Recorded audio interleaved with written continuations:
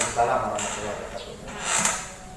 Mungkin Bapak kita ngobrol dulu waktu ini sebentar. Ini ada tugas kami berdua dengan Pak Hamzah dari Pendidikan Guru Penggerak terkait Bapak sebagai pengambil kebijakan pimpinan sekolah. Kita mempelajari tentang cara pengambilan keputusan yang baik, dan di dalamnya ada beberapa tahapan yang kita mau mensinkronkan antara teori yang ada dengan pengalaman. Jangan sampai di teori seperti ini tapi ternyata pengalaman yang berbeda. Untuk yang pertama Pak, kan di dalam menyelesaikan kasus itu biasanya ada dua. Yang pertama ada dilema etika dan kedua rujukan moral. Menurut Bapak, untuk mengidentifikasi rujukan moral ataupun dilema etika itu seperti apa? Ya begini ya.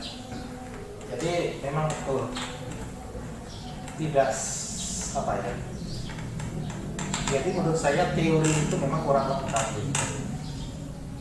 Kalau teori kan kita bicara ilmiah, sedangkan di dalam kenyataannya kita bicara pengalaman. Memang kalau menurut teorinya itu bahwa suatu kebijakan keputusan yang baik itu kalau didasari satu informasi atau data yang lengkap, bahwa keputusan kebijakan itu diambil harus pada tepat waktunya. Memang teorinya seperti itu. Tapi di sana dia tidak bicara tentang bahwa keputusan itu kadang-kadang harus juga kita dasari dengan faktor tadi hati nurani itu ya, sehingga Bapak pun punya prinsip. Jadi pada saat kita mengambil keputusan itu tidak cukup kita hanya mengandalkan dari sisi, hanya mempertimbangkan hanya dari sisi aturan saja ya, tapi juga kita harus juga melibatkan faktor perikemanusiaan. Hanya saja mungkin antara aturan dengan hati nurani itu ya mungkin porsinya berbeda, tapi tetap yang namanya hati nurani harus kita pertimbangkan juga ya, karena dengan hati nurani itu insya Allah kita bisa menyentuh juga perasaan seseorang, emosi seseorang. Terus selanjutnya Soalnya gitu Pak, tadi kan di dalam prinsip pengambilan keputusan itu tadi ada tiga sebenarnya, berbasis hasil, kemudian berbasis tadi peraturan, yang kedua emang berbasis kepedulian tadi kata Bapak hati nurani. Itu memang secara teori hampir sama ya Pak. Kemudian untuk menjalankan pengambilan keputusan untuk kasus-kasus di mana ada dua kepentingan yang sama-sama betul gitu Pak. Bagaimana Bapak cara mengambil keputusan mensikapi ini? dua-duanya benar ya. Dua-dua benar dengan kepentingan yang sama nilainya Pak, kebijakannya Ya, kebijakannya sama. untuk ini ya, kita manusia kan punya keterbatasan. Tidak mungkin kita melakukan dua hal barengan bersama. Kalau toh saya kira nggak ada di dunia ini dua hal yang sama persis, nggak ada. Pastilah ada yang ada yang berbeda sedikit, meskipun hanya kecil tapi minimal tadi dari segala prioritas itu yang harus kita ambil. Ini sama-sama penting Pak, tapi kita lihat mana yang dari kedua hal yang penting itu yang benar itu, yang memang kita setelah kita kaji, kita analisa, yang lebih menguntungkan yang mana, yang dampaknya lebih baik yang mana kan? Ya kalau teori mah yang ada anak kembar aja mah bisa sama. Itulah pengalaman pasti lah. Pasti kita ada hal-hal yang ada perbedaan pasti ada, meskipun sedikit kecil ya, karena namanya manusia itu nggak bisa lah melakukan dua hal bersama terus hasilnya harus sama. Saya kira jarang ya, makanya harus kita kaji gitu ya. Mal ya sarua iya teh waktunya sama, jamnya sama, orang sudah datang di dua tempat, ya kan? Solusinya kan ya orang mewakilkan kan. Oke, yang diwakilkan terus kumaha orang, ya enggak? Kan gitu. Ternyata yang satu bisa diwakilkan ya. Tapi kalau dua-duanya nggak bisa diwakilkan, ya orang mah tinggal laporan, kumaha ya Pak, orang saya badannya mau izin, jamnya sama kan? Ya. Pokoknya kita inilah, kita cari mana dari dua hal, mana yang menurut kita lebih, mana yang memang harus saya hadiri dan mana yang bisa diwakilkan. Pasti ada solusi. Setelah prioritas sekarang harus tahu.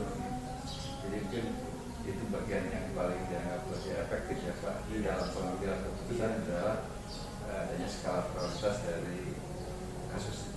Iya, ya kita kalau kita bicara skala prioritas kan juga kita berdasarkan juga kita menentukan skala prioritas juga didasarkan kepada unsur-unsur yang kita anggap mempunyai nilai kepentingan. Artinya, wah ini mah orang udah bisa langsung nih ketemu pada hubungan kepentingan satu. Kedua, supaya nanti orang bisa mempertanyakan terhadap apa yang akan kita tanyakan, itu kan juga kepentingan. Selanjutnya Pak, mungkin dari pengalaman Bapak tantangan yang paling berat ketika kita ngambil sebuah kesimpulan yang berhubungan dengan kasus dilema etika itu seperti apa Pak? Salah satu. Ya contohnya aja kemarin pada saat saya harus menyelesaikan terhadap mesra itu dilema sekali.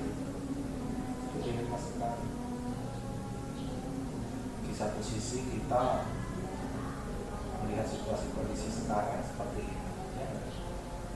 Tapi di sisi lain saya secara idealisnya ingin untuk mempertahankan yang namanya kesejahteraan itu kan. Itu yang memang menjadi dilematis sekali Pak. Ada dilema etika dan ada dilema rujukan moral gitu ya Pak. Ya ini dalam betul. itu. Kan itu saya mengkajinya begini, kalau saya terlalu juga mengedepankan egois saya, idealisme saya dalam situasi seperti ini, ya nanti kayaknya saya pribadi yang akan semakin besar bebannya gitu. Sehingga kita ambil jalan tengah. Dunia sebelum kita mengambil jalan tengah, kita juga harus mendapatkan data informasi sebagai pembanding kan? Sebagai pembanding. Jangan sampai keputusan kita itu nanti ya kalau menurunkan mesra jangan sampai terlalu terjun kan? Ya, kalau teman lain dengan tempat itu ya kita samakan gitu. Nah, buktinya sekarang katanya kalau nggak salah coba yang punya saudara TNI katanya THR itu sudah turun, tapi turunnya 50%. Makanya tadi Bapak ngobrol dengan teman-teman kepala sekolah, jangan-jangan di negara memang sudah mulai di mana ya THR setengah, kalau tidak salah barusan karena dia juga punya hak. Benar tetangga saya kemarin THR terus turun sama udah hari Kamis ya. Yang mungkin beda ini beda jenis, ada yang sipil, ada yang TNI gitu. Tapi ya seperti itu Pak Ansar ya. Yang untungnya saya makanya kemarin kalau ada yang bertanyakan yang tanya langsung kepada saya sudah jelas ya, kalau jawaban saya ya sama pada saat di rapat kita tanya seperti sekolah yang lain sama enggak seperti itu dilema sekali bagi saya. Dilema sekali karena baru kali ini saya setelah menjadi kepala sekolah kali besar baru kali ini alhamdulillah itu tidak hanya beserta itu yang sangat berat sekali itu. Kira-kira Pak, untuk menyelesaikan dilema tadi ada waktu khusus untuk kali jadi disesuaikan. Tapi tergantung dari ini ya, permasalahan sih. masalahnya. Kalau permasalahannya biasa, ya biasa aja, saya kira kita tidak butuh waktu lama juga bisa. Tapi kalau memang masalah itu saya anggap berat seperti kemarin itu, ya itu kenapa saya kok sampai perlu dikatakan mungkin lambat, mungkin lama di dalam mengumumkan, ya itu karena harus ditimbang, dibanding, terus didiskusikan dengan kemampuan kita itu kira-kira bagaimana dalam kondisi sekarang ini, seperti sekarang ini. Jadi tergantung. Tadi kan seperti Bu Susi, ya kalau misalkan jam 3 ditunggu Pak, ya mau tidak mau saya harus set. Fleksibilitasnya ada juga ya Pak. Iya, kita kan bagaimana situasi kondisi. Kalau kondisinya harus cepat ya kita gerak cepat, kan? Tapi masih ada waktu. Ada waktu artinya supaya kita bisa lebih ini lagi lah dalam memutuskan itu lebih tepat lagi lah. Selama masih ada waktu, kalau harus cepat ya cepat. Dalam pengambilan keputusan Pak, apakah Bapak itu sendiri atau ditemani dengan beberapa orang atau ada faktor yang lain yang bisa mempermudah pengambilan Ya kita harus kan kita bekerja itu tidak superman, lebih super tim kan. Ya kita diskusi dengan teman, bisa ada masukan yang memang bisa lebih memberikan keputusan itu lebih berkualitas. Perlunya kita mari ya selama masih ada waktu untuk mari, ya pastilah kita harus mendekatkan orang-orang yang bisa kita anggap untuk berdiskusi. frekuensinya Pak. Iya, frekuensi. Tapi kalau orangnya yang nggak mau tahu kan, wah nggak bisa jadi diskusi. Jadi orang yang memang sefrekuensi dengan kami. Ini permasalahannya seperti itu, cikumaha.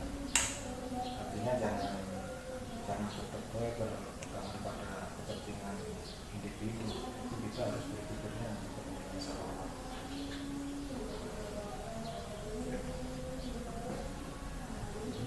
Ya terakhir Pak, mungkin dari kasus tentang dilema etika apa yang mungkin dari pengalaman Bapak ini yang khususnya bagi kami yang bisa menjadi pelajaran. Iya, intinya itu lah. Kita jangan tergesa-gesa. Saya punya prinsip. Ketika saya mundur satu langkah, harus melesat 10 langkah.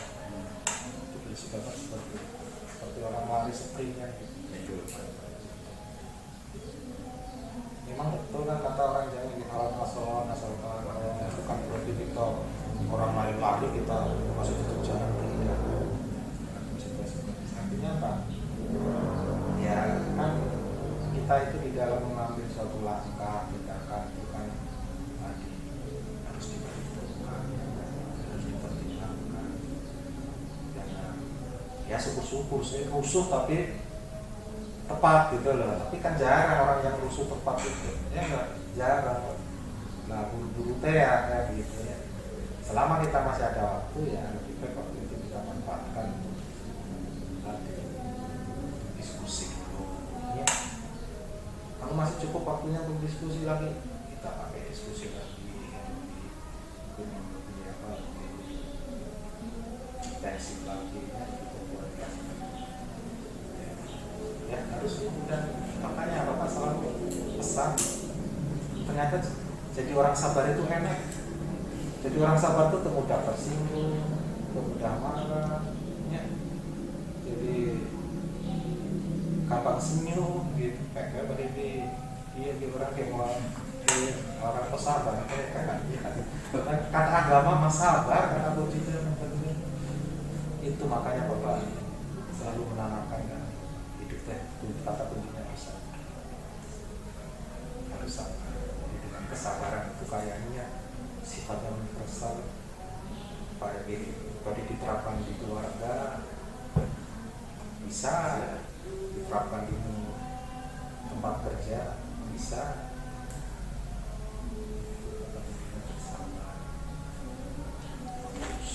Gitu. Nanti kepada apa yang kita cita-citakan, inginkan suatu saat bakal tercapai. Kalau kita sabar, bukan berarti diam. Sabar tapi kita juga sambil berusaha. Kan kata ahli kesehatan atau psikolog, kalau orang suka marah-marah itu katanya mengurangi percepat ketuaan ya, katanya ya, biasa benar beruntung orangnya jadi hidupnya betul-betul masalah itu tidak keluar ya, karena Bapak sabar jadi Bapak bisa dengan senyum kan menerima orang ya capek itu puasa dikirim susu tapi karena sabar terima aja bisa aja kalau nggak besok ya khususnya kan nggak sabar lah ini kata tuh ya, orang tua mungkin belum tentu masih. Kenapa itu Bapak bisa sampaikan, Bapak alami sendiri. Nah, ternyata hidup sabar itu banyak teman.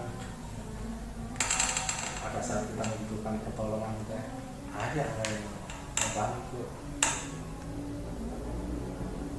Coba kalau kita terlompat pertama artinya sedikit ini kandeng satu orang untuk bertolong orang minta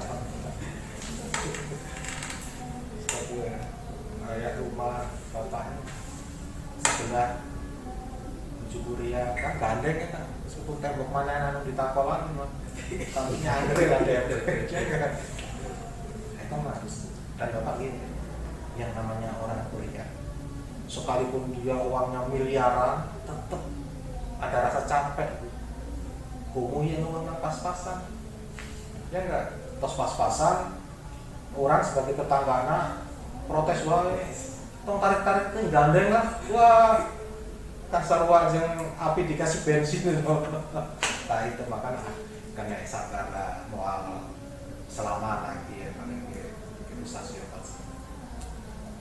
selesai masalah ya ya tapi kalau kita nggak sabar gandeng lah bakal nyindir ya nggak bilang ke tukang mang tong gandeng mang nggak dibilang ke buka rumah jadi orang bertanggung orang lain jadi itulah intinya kalau bisa semuanya sebagai ya sebagai laki-laki memimpin minimal memimpin rumah kalau saya memang benar setelah saya orang tidak terkena bukan jiwa kan ya harus sabar apalagi kalau kita kaitkan dengan ajaran agama terus sabar makanya tidak bicara kita yang namanya bis itu sabar subur betul itu memang orang yang sabar nggak subur coba kalau orang uring-uringan apa seresep aja makanya kalau memang kita mempunyai cita-cita apalagi sebagai kepala sekolah ya kuncinya harus sabar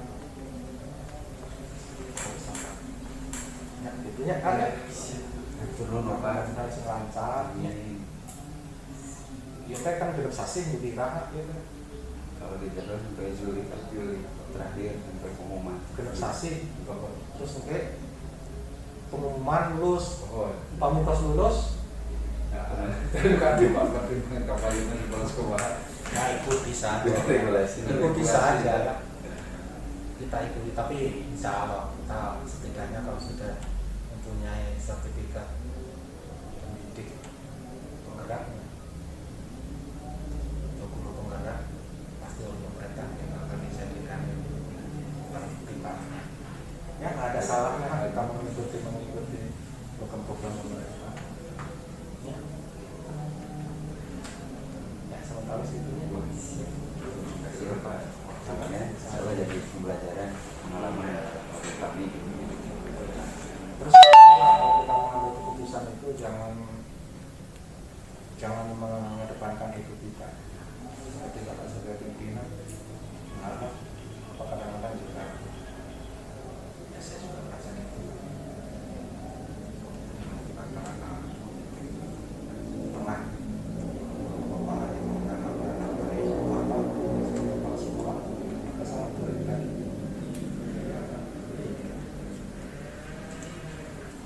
Kalau kita juga memposisikan sebagai posisi orang itu, nah di situ kita akan, menurut Bapak ya, akan lebih bijak. Dan kebijakan kita mah tetap memikirkan orang lain juga. Ya, gitu ya Pak Ustaznya. Saya terus. Pak Usman kan Thailand kan segera. Akan ke Bapak. Thailand masih bukan.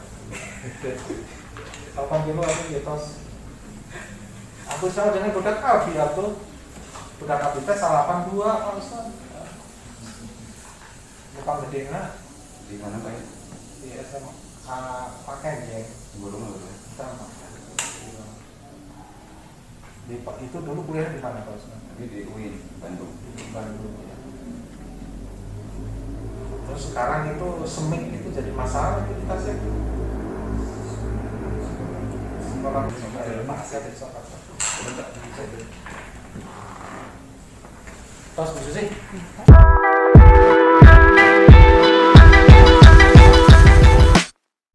Assalamualaikum Pak Ucu, mohon maaf mengganggu waktunya.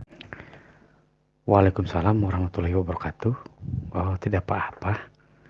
Kiranya ada apa ya? Izin memperkenalkan, saya Hamzah, CGP Angkatan 7 Kabupaten Garut.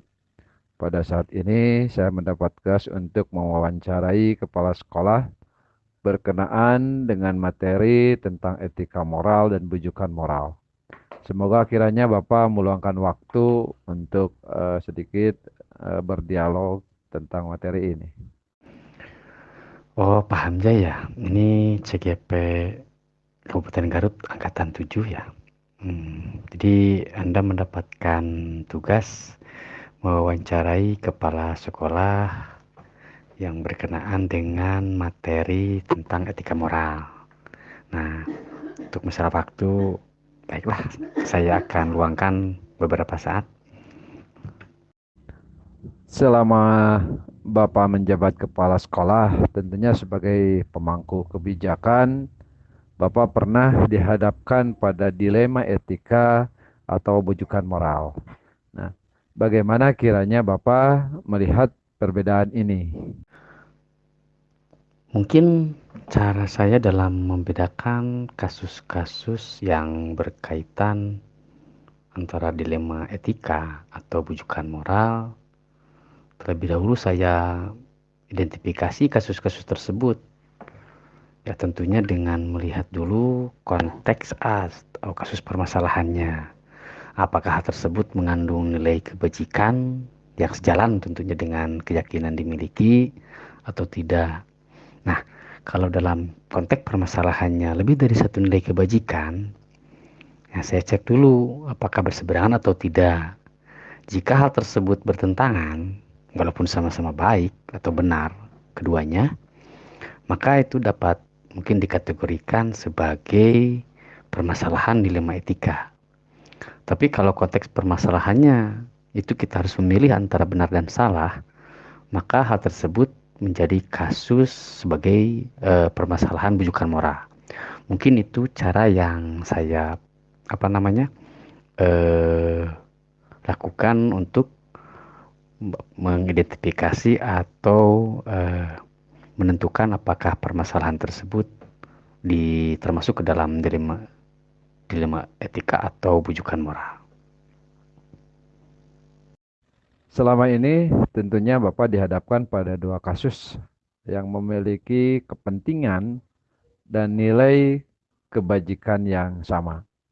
Nah, bagaimana Bapak mengambil keputusan antara dua kasus yang dihadapi tersebut?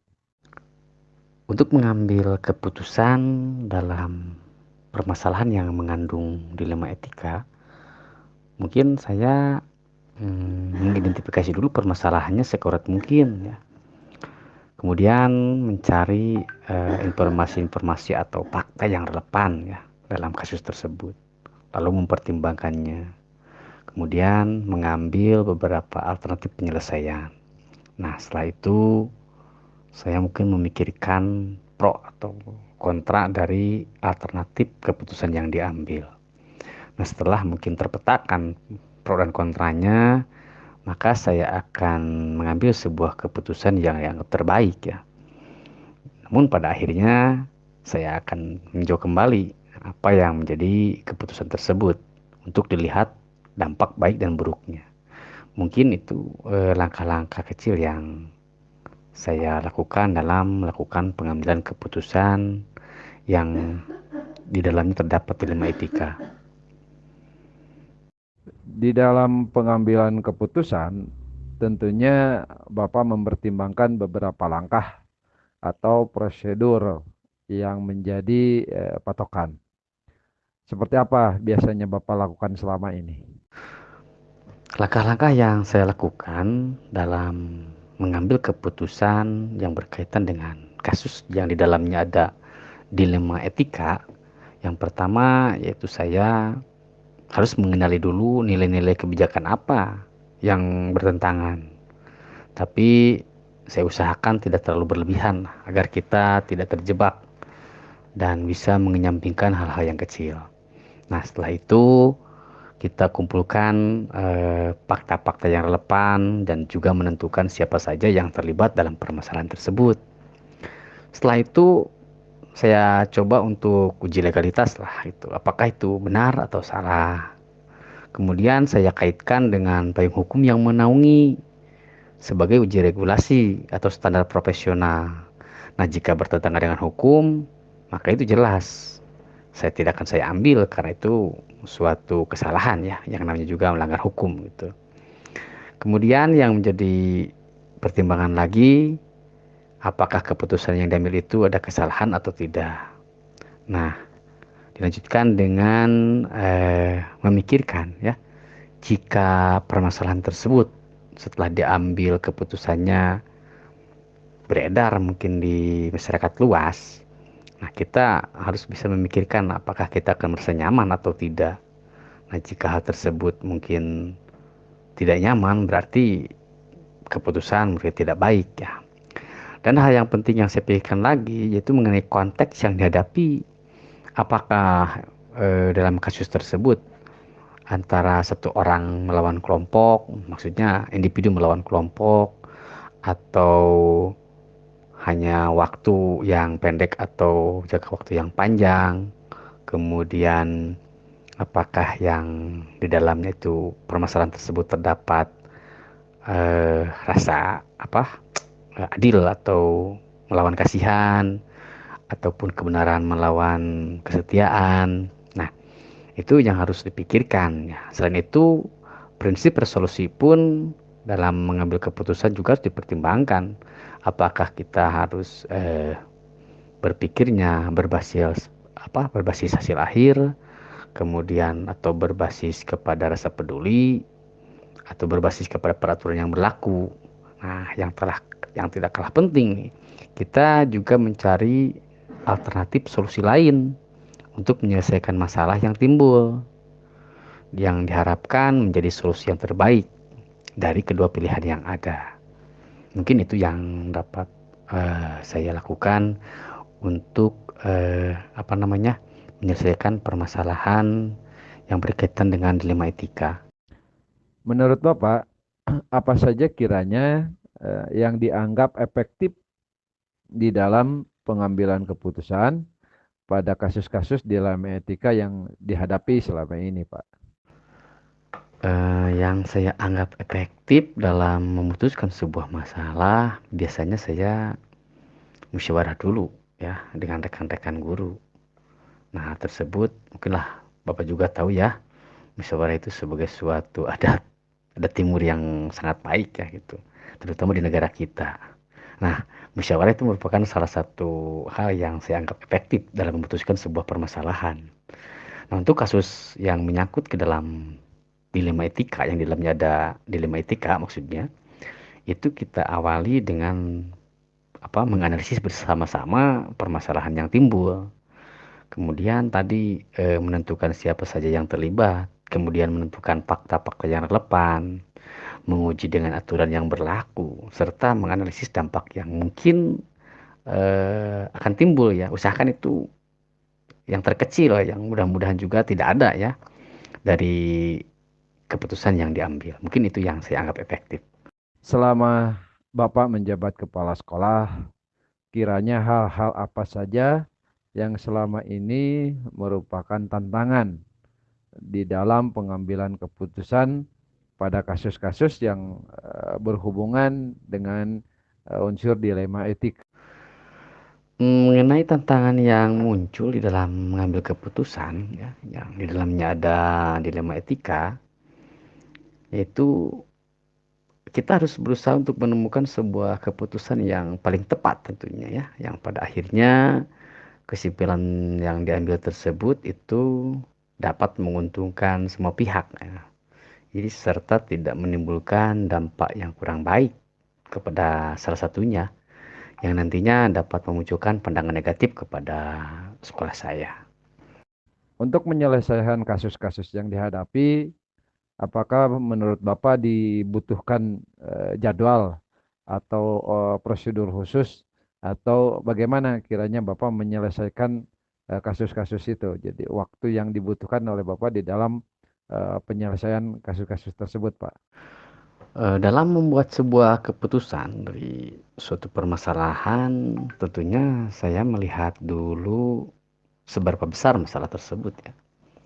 Jika mungkin bisa dikatakan ringan, mungkin dalam menganalisisnya bisa cepat, ataupun dalam mengambil keputusannya bisa secepat mungkin ya. Tapi jika masalah yang muncul dapat dikategorikannya lumayan berat, saya harus mempunyai waktu ya untuk menganalisisnya, karena keputusan yang diambil harus benar-benar akurat, harus benar-benar tepat ya. Nah, untuk prosedur saya tidak mempunyai patokan yang baku, tapi lebih kepada yang tadi saya harus mempekat dulu ya di musyawarah dengan meninjau pandangan-pandangan dari para peserta musyawarah mengenai dampak negatif atau dampak positif dari sebuah alternatif keputusan. Selaku kepala sekolah, tentu ada beberapa faktor yang kiranya dapat mempermudah atau membantu Bapak di dalam mengambil keputusan di dalam kasus-kasus dilema etika yang dihadapi tersebut, Pak. Mengenai faktor-faktor yang selama ini mempermudah atau membantu saya dalam mengambil keputusan terkait dengan kasus-kasus yang di dalamnya termasuk ke dalam dilema etika, saya belum bisa secara mandiri tegas dalam mengambil sebuah keputusan mutlak. Biasanya saya setelah menganalisis permasalahan bersama guru-guru dalam forum musyawarah dan menghasilkan beberapa alternatif penyelesaian, ya, sebelum saya memutuskan, saya suka meminta pendapat dulu dari atasan saya yang lebih berpengalaman tentunya. Nah, hal tersebut kadang-kadang bisa dijadikan sebagai suatu opsi untuk menemukan hal-hal ataupun pemecahan yang lebih baik. Mungkin itu yang dapat mempermudah atau membantu saya dalam mengambil keputusan yang di dalamnya terkait kasus dilema etika. Dari semua pengalaman Bapak, kiranya pembelajaran apa yang menurut Bapak sangat berarti di dalam pengambilan keputusan tentang yang berhubungan dilema etika? Mudah-mudahan ini bagian dari berbagi pengalaman, Pak, khususnya bagi saya, Pak. Mengenai pengalaman yang saya dapat ambil dari pengalaman saya sendiri dalam mengambil keputusan dilema etika, diantaranya mungkin saya harus jangan tergesa-gesa lah dalam mengambil sebuah keputusan. Karena dengan tergesa-gesa tersebut, kemungkinan ada faktor-faktor lain yang tidak terpikirkan, sehingga pada nantinya dapat menjadi sebuah dampak negatif bagi sekolah. Nah, kalau jadi untuk mengambil keputusannya, saya usahakan sematang mungkin, kemudian meninjau ulang tentunya. Karena jika hal tersebut dapat menghasilkan satu keputusan yang baik atau tidak menimbulkan efek negatif di depannya, itu bisa dijadikan sebagai referensi ataupun gambaran di masa mendatang dalam memutuskan suatu permasalahan yang muncul terkait dilema etika. Terima kasih Pak Ucu atas waktu dan kesediaannya untuk saya wawancarai. Mudah-mudahan apa yang sudah kita lakukan ini berarti khususnya bagi saya menjadi sebuah pengalaman yang mungkin bisa menjadi pembelajaran untuk waktu ke depan. Terima kasih Pak atas waktunya. Mohon maaf. Assalamualaikum warahmatullahi taala wabarakatuh. Baik, sama-sama Pak. Waalaikumsalam warahmatullahi wabarakatuh.